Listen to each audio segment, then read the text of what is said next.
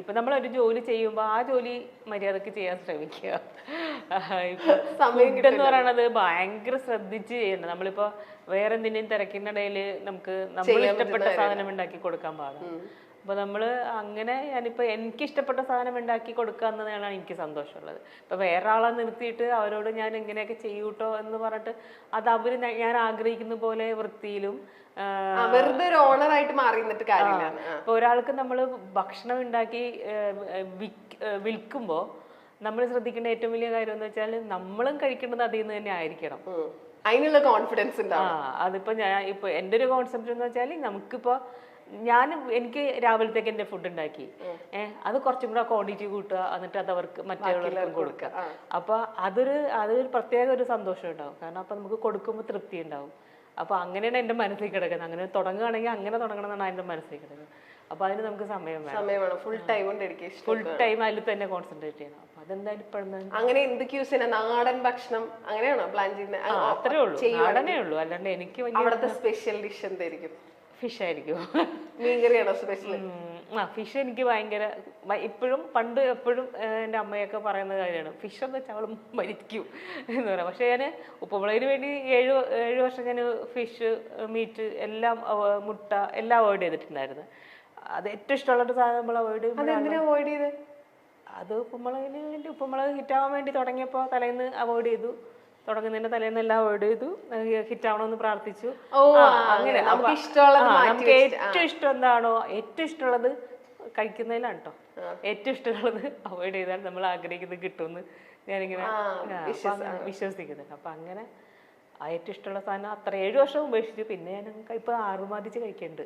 Cinema താരങ്ങളായ Biju സോപാനത്തിനും SP ശ്രീകുമാറിനുമെതിരെ കഴിഞ്ഞ ദിവസമാണ് ലൈംഗിക അതിക്രമ കേസ് വന്നത്.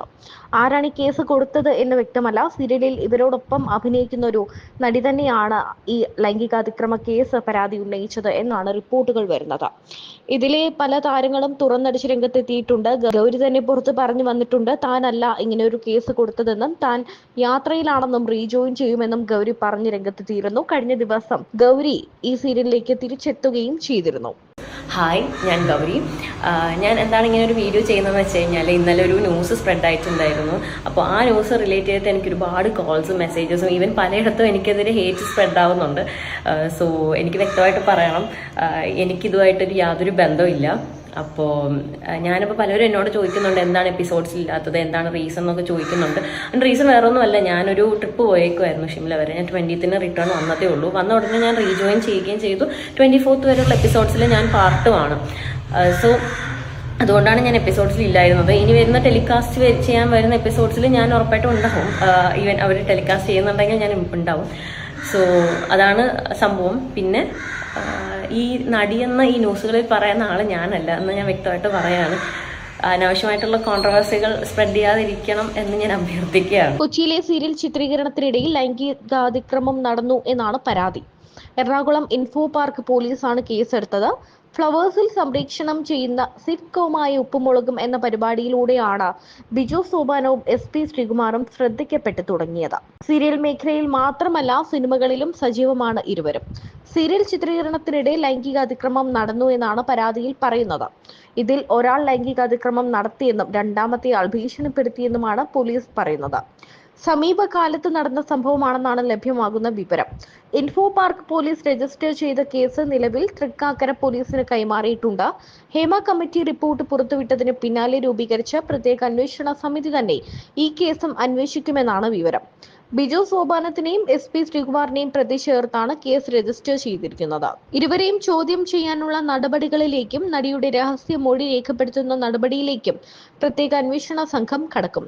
കാവാലം നാരായണ പണിക്കർ ആരംഭിച്ച സോപാനം എന്ന നാടക സ്ഥാപനത്തിലൂടെയാണ് ബിജു അരങ്ങിലേക്ക് എത്തുന്നത്.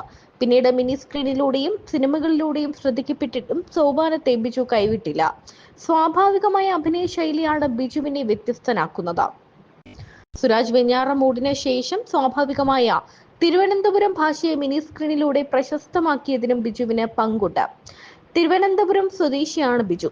സ്നേഹക്കുറവുണ്ടല്ല, ഇപ്പൊ ഇതിൽ തന്നെ കാണിക്കുന്നില്ലേ, മക്കൾക്ക് മാർക്ക് കുറവാണെങ്കിൽ അച്ഛൻ എന്ത് വടിയെടുത്ത് അടിക്കില്ലേ. പക്ഷെ ഈ അച്ഛൻ നെഞ്ചിലിട്ടിരിക്കും. അടുത്ത പ്രാവശ്യം എങ്ങാനും മാർക്ക് പുറകെ നിന്ന് ഞാൻ നെഞ്ചിട്ടടിച്ച് ചാവുക. അപ്പം അങ്ങനെ ഒരു അച്ഛൻ വീട്ടിനകത്ത് പ്രശ്നമാണെങ്കിലും നാട്ടുകാർക്ക് ഒരു കൗതുകമാണ്. അതെ, അല്ലേ? ഒരു പ്രത്യേക മനുഷ്യനാണ്. പ്രത്യേക മനുഷ്യൻ. അപ്പൊ ഈ നാടകത്തിൽ നിന്ന് വരിക എന്നുള്ളൊരു നമ്മുടെ മനസ്സിലൊരു നാടകമുണ്ട്. പക്ഷെ കാവാലം സാറിന്റെ നാടകങ്ങൾ എന്ന് പറയുന്നത് എൻറ്റയർലി ഡിഫറെന്റ് ആണ്. നമ്മൾ പെട്ടെന്ന് പണ്ട് നമ്മൾ അമ്പലപ്പറമ്പിൽ കണ്ട വളരെ ലൗഡ് ആയിട്ടുള്ള നാടകങ്ങളിൽ നിന്നൊക്കെ ഡിഫറെന്റ് ആയിട്ടുള്ള ഒരു വളരെ കാവ്യാത്മകമായ രീതിയിൽ ഒരു പ്രത്യേക ശൈലിയാണ്. അപ്പം ചേട്ടൻ സിനിമയിലേക്ക് വരാൻ ആഗ്രഹിച്ച ഒരാളാണ് കാവാലം സാറിന്റെ കളരിയിലേക്ക് എത്തിപ്പെടുന്നത്. സോ ആ ഒരു ഭയങ്കര ഒരു ഡിഫറെന്റ് ആയിട്ടുള്ള ഒരു വേൾഡ് തന്നെയായിരുന്നില്ലേ ആ ഒരു? അത് സിനിമയിൽ അഭിനയിക്കണം എന്നുള്ള ആഗ്രഹത്തോടു കൂടി ആരെ സമീപിക്കണം എന്നൊക്കെ ആലോചിച്ചിട്ടാണ് എൻ്റെ വീടിനടുത്തുള്ള നമ്മളെ അരുണൻ ചേട്ടൻ കാവല സാറിൻ്റെ അവിടെ വീണ വായിക്കുന്നത്. അവിടെ സംസ്കൃത നാടകങ്ങളെന്ന് അറിയാമല്ലോ. ഭാസൻ്റെയും കാളിദാസൻ്റെയും ബോധായനൻ ഭവഭൂതി അങ്ങനത്തെ ഇത് ആൾക്കാരുടെ സംസ്കൃത നാടകങ്ങളാണ് കൂടുതൽ. പിന്നെ സാറിൻ്റെ നാടകം ഒന്നും എനിക്ക് ആദ്യം അറിയില്ലായിരുന്നു. എനിക്ക് അഭിനയിക്കണമെന്ന് താല്പര്യം ഉണ്ടായിരുന്നു. നെടുമുടി വേണുചേട്ടനെ പരിചയപ്പെടുക, ഇത്രയേ ഉള്ളൂ എൻ്റെ ആദ്യത്തെ. അപ്പോൾ ഞാനത് അരുണചേട്ടൻ്റെ പറഞ്ഞു. അരുണചേട്ടൻ പോയിട്ട് വേണുചേട്ടനെ പറഞ്ഞു. കാരണം വേണുചേട്ടൻ്റെ അവിടെ വീട്ടിലും വീണ വായിക്കാൻ പഠിപ്പിക്കാൻ അരുണചേട്ടൻ പോകുന്നുണ്ട്. അപ്പോൾ വേണുചേട്ടനെ പറഞ്ഞത് എത്രയും ആഗ്രഹം കൊണ്ട് നടക്കണമെങ്കിൽ അവന് എന്തൊരു ബേസ് വേണം, വെറുതെ ചാൻസ് ചോദിച്ചു നടന്ന കാര്യമില്ല, പണിക്കർ സാറിനോടെ കൊണ്ടാക്കാൻ പറഞ്ഞു. അങ്ങനെയാണ് ഞാൻ പണിക്കർ സാറിനോടെ പോകുന്നത്. പിന്നെയാണ് അറിയുന്നത് നാട്യശാസ്ത്രാനുഷ്ഠിതമായ നാടകമാണെന്നും തൗര്യത്രിക നാടകം എന്ന് പറയുന്നത് ഗീതവാദ്യ നൃത്തങ്ങൾ കുറേ സംഭവങ്ങളുണ്ടെന്നും പിന്നെ ഈ ഇവരൊക്കെ അവിടെ ഉണ്ടായിരുന്ന ആൾക്കാർ ഭരതഗോപി ചേട്ടനും വേണുചേട്ടനും നമ്മളെ കോസ്റ്റ്യൂം ഡിസൈൻ ചെയ്യണതിന് അരവിന്ദ് സാറാണ്. അയ്യോ, അത് വലിയ വലിയ കാര്യങ്ങളാണ്. മലയാള സിനിമയുടെ കൈതപ്രത് സാറ് അവിടെ ഇങ്ങനെയല്ല. ഫാസിൽ സാറാണ് ആദ്യം തിരുവാഴിത്ത നാടകത്തിൽ ഫാസിൽ സാറും നെടുമുടി വേണുചേട്ടനായിരുന്നു. ഇതൊക്കെ അറിയണം അവിടെ ചെന്നതിന് ശേഷമാണ്. അപ്പം ഇത്രയും വലിയ സ്ഥലത്താണോ ചെന്ന് പെട്ടത് എന്ന് പറഞ്ഞിട്ട് ഇങ്ങനെ ഇപ്പം എല്ലാവർക്കും അവിടെ ബാക്ക്ഗ്രൗണ്ട് ഉണ്ട്. ശിവനാണെങ്കിൽ കൃഷ്ണൻകുട്ടി അനമോ ശിവൻ, പിന്നെ ചിലരുടെ അച്ഛൻ കഥകളിക്കാരനായിരിക്കാം, പെൺകുട്ടികളെല്ലാം മോഹിനിയാട്ടം ബേസുള്ളവരാണ്. അപ്പം ഞാൻ മാത്രം ഒരു ബാക്ക്ഗ്രൗണ്ടൊന്നും ഇല്ലാത്ത എന്നാൽ നാടകത്തിന് പോകണമെന്ന് പറയുമ്പോൾ അപ്പം തന്നെ വടിയെടുക്കുന്ന വീട്ടുകാരുടെ ഇടയിൽ നിന്നാണ് ഞാൻ പോകുന്നത്. അപ്പോഴങ്ങനെ പോയ സമയത്ത് എനിക്ക് പിന്നെ സിനിമ അങ്ങ് മറന്നു. കാരണം പിന്നെ സിനിമ മറന്നു പറഞ്ഞു കഴിഞ്ഞാൽ അവിടെ ഒരു ചെറിയ വേഷം ചെയ്യുന്നത് തന്നെ വളരെ കഠിനാധ്വാനം ചെയ്യേണ്ടി വരും. അപ്പോൾ അതിലൂടെ ശ്രദ്ധിച്ച് പിന്നെ അവിടുത്തെ പ്രധാന വേഷങ്ങൾ ചെയ്തു തുടങ്ങിയപ്പോൾ സിനിമ എപ്പാടെ മറന്നു തന്നെ പറയാം.